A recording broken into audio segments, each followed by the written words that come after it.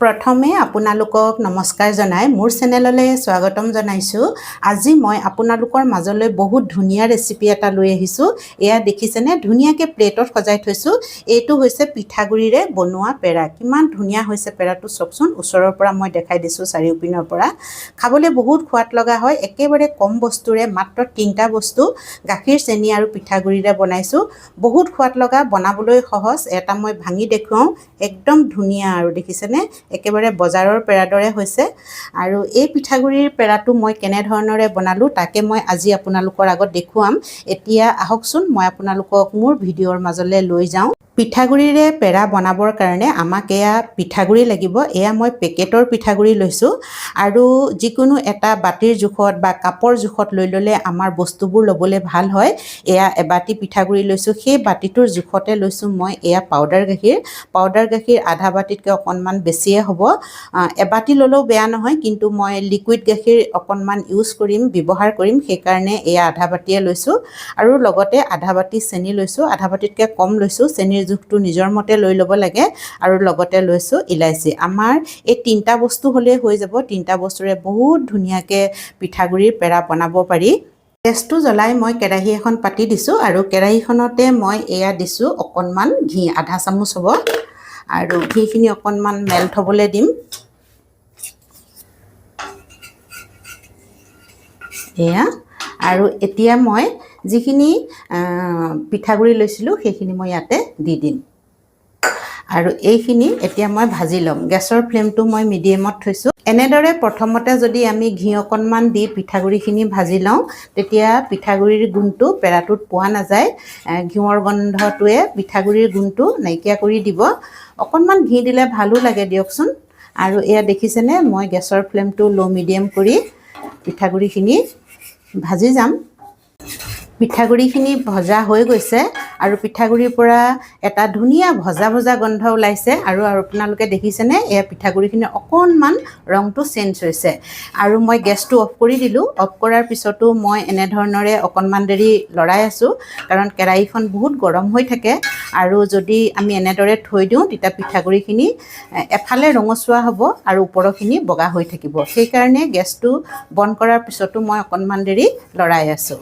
আৰু এই পিঠাগুড়িখিনি এতিয়া মই কাঁহী এখনত উলিয়াই থ'ম। কেৰাহীখনৰ পৰা পিঠাগুড়িখিনি মই কাঁহী এখনত থৈ দিলোঁ। আৰু সেই একেখন কেৰাহীতে এয়া মই গাখীৰ দিছোঁ এগিলাচ। বাতিটোৰে যিমান মই পিঠাগুড়ি লৈছিলোঁ, সেই বাতিটোৰ জোখত 1.5 বাতি হ'ব গাখীৰ। আৰু গাখীৰ মই পুৰবী গাখীৰটো লৈছোঁ, ডাঠ গাখীৰে হয়।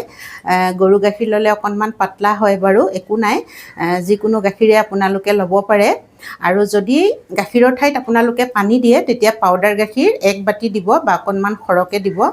আৰু মই এয়া মানে লিকুইড গাখীৰ লোৱাৰ কাৰণে আধা বাতিহে পাউডাৰ গাখীৰ লৈছোঁ দেই।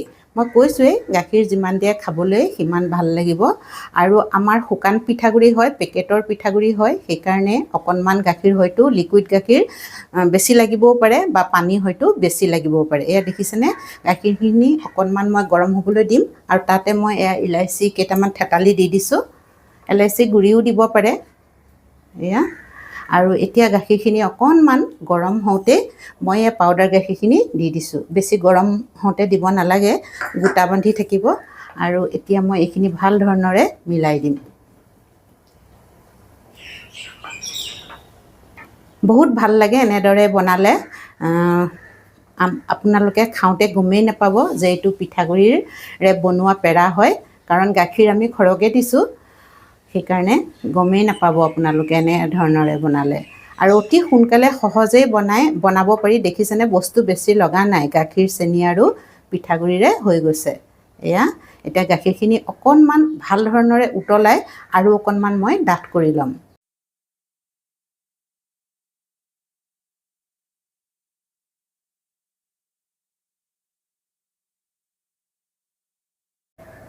চেনি মই আধা বাটি দিলোঁ আৰু চেনি আধা বাটি দিলে ধুনীয়াকৈ আমাৰ পেৰাটো মিঠা হ'ব আৰু আপোনালোকে যদি কম মিঠা খায় তেতিয়াহ'লে অকণমান চেনি কমো দিব পাৰে আৰু আধা বাটিত বহুত ধুনীয়াকৈ আমাৰ পেৰাটো মিঠা হ'ব আৰু এয়া দেখিছেনে মই ধুনীয়াকৈ লৰাই আছোঁ আৰু আমাৰ চেনিখিনি ধুনীয়াকৈ গাখীৰৰ লগত গলি গ'ল আৰু গাখীৰখিনিও অকণমান ডাঠ হৈছে আৰু ধুনীয়াকৈ এইখিনি উতলি গ'ল।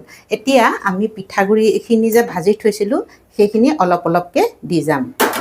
এয়া আৰু গেছৰ ফ্লেমটো মই কমাই দিছোঁ।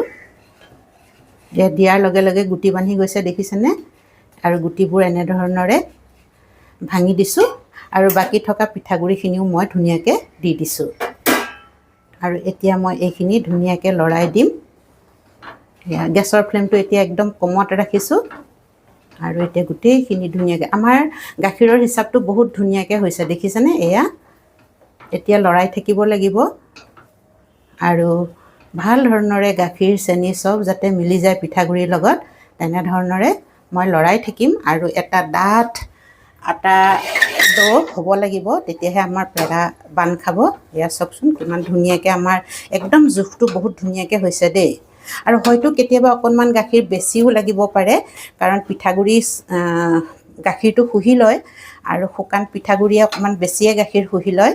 সেইকাৰণে যদি এনেকুৱা অৱস্থাত আপোনালোকৰ পিঠাগুড়িখিনি শুকান হৈ থাকে তেতিয়াহ'লে আপোনালোকে আৰু অকণমান গাখীৰ মিলাই দিব পাৰিব আৰু যদি গাখীৰ নাথাকে পানীও মিলাই দিব পাৰিব। এয়া দেখিছেনে মোৰ হৈ গৈছে আৰু এতিয়া মই এইখিনি হৈ গৈছে মই গেছটো অফ কৰি দিলোঁ আৰু ধুনীয়াকৈ মই এখন ঢাকোনেৰে ঢাকি দিম আৰু এইখিনি অলপ ঠাণ্ডা হ'বলৈ দিম।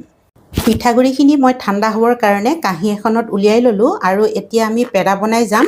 পেৰা বনোৱাৰ আগত মই আৰু অকণমান এয়া আধা চামুচ দেখিছেনে প্ৰথমে আধা চামুচ ঘি দিছিলোঁ আৰু এতিয়াও মই আধা চামুচ ঘি দি দিছোঁ আৰু এইখিনি এতিয়া মই খুব ভাল ধৰণৰে মঠি ল'ম আৰু ঘি এচামুচ দি দিছোঁ আৰু তেতিয়াও যদি আপোনালোকৰ খুব ডাঠ যেন লাগে তেতিয়া আপোনালোকে কি কৰিব অকণমান গাখীৰ গৰম কৰি দি দিব। এয়া দেখিছেনে মই এয়া গাখীৰ অকণমান গৰম কৰি ওচৰত থৈয়ে দিছোঁ। ডাঠ হ'লে দি দিম। মোৰ বাৰু বেছি ডাঠ হোৱা নাই তথাপিতো অকণমান দি আপোনালোকক দেখাই দিছোঁ। একো নহয় দিব পাৰে। এয়া দেখিছেনে মই অকণমান দি দিলোঁ আৰু দি পেলাই এতিয়া গোটেইখিনি মই আকৌ ভাল ধৰণৰে মঠি ল'ম। তেতিয়া আমাৰ ধুনীয়া এটা ডো হ'ব মিহিকৈ। প্ৰথমতে মই ডোটো বনাই ল'ম তাৰপিছতেহে পেৰা বনাম। এয়া চাওক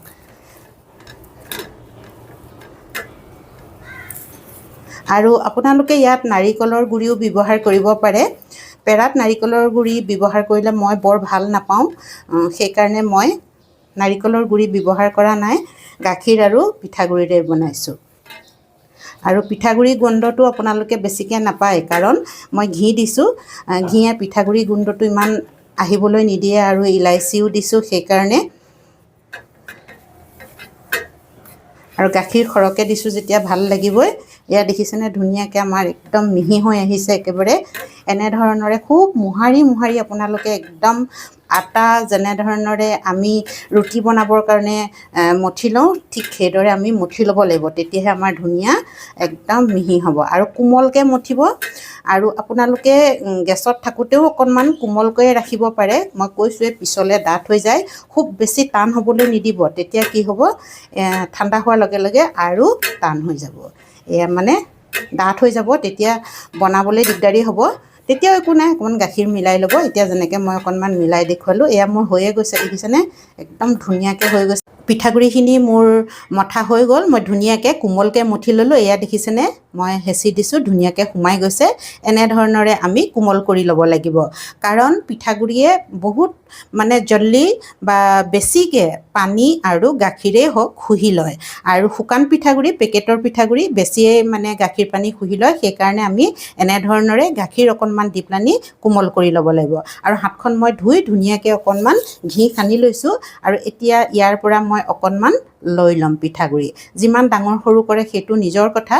এয়া ল'লোঁ লৈ পেলানি আমি ধুনীয়াকৈ অকণমান হাতেৰে হেঁচি হেঁচি লৈছোঁ। যেনেধৰণৰে আমি লাড়ু বনাওঁ ঠিক সেইদৰেই প্ৰথমতে আমি বনাই ল'ব লৈ এনেধৰণৰে প্ৰথমতে গোল কৰি ল'ম।